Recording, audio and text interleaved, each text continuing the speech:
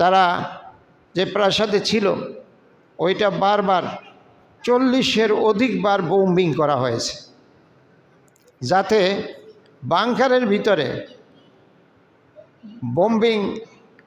Bunker bast যে bomb, সেই bomb বারংবার পড়ে যদি ভিতরে তারা থেকেও থাকে, ধোঁয়া ভিতরে গিয়ে যেন ধোঁয়ার শ্বাস আটকে তারা শহীদ হয়ে যায়, এটা নিশ্চিত করার জন্য 40-এর অধিকবার এর উপরে তারা বোম্বিং করেছে।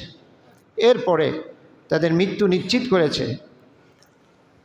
ইমামকে পরামর্শ দেওয়া হয়েছিল, আপনার এই ভবন তো টার্গেট, শত্রুর টার্গেট, আপনি এখান থেকে অন্য জায়গায় সরে যান।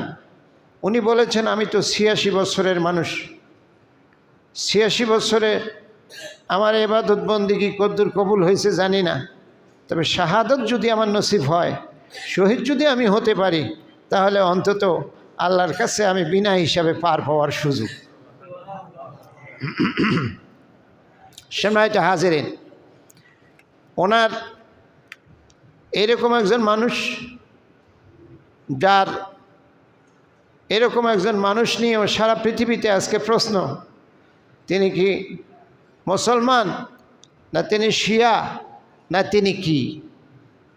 মুসলমান, সুন্নি, তারপর খারিজি ইত্যাদি ভাগ কি মানুষ করেছে? নবীরা করেছে, সাহাবীরা করেছে, না আমরা করছি পরে? আমাদের মতের ভিন্নতার কারণে কিছু কিছু মত আছে যেগুলি গ্রহণযোগ্য না, আকীদা বিশ্বাসের ব্যাপারে কোনোভাবেই গ্রহণ করা যায় না।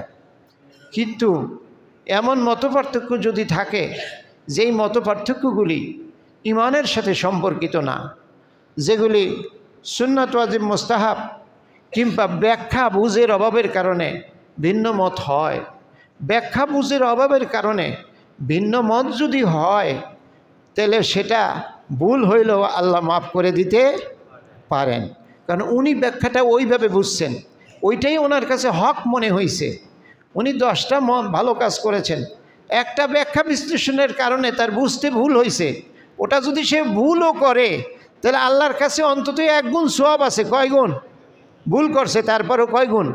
কারণ সে ভালো মনে করেই, ইবাদত মনে করেই, নেকামল মনে করেই করছিল। মানবিক ভুলের কারণে সে অন্যায় হয়ে গেছে, ওটা ভুল হয়ে গেছে, তারপরও ফিকহের মাসলা হলো অন্তত ভুল হওয়ার পরও 1 গুণ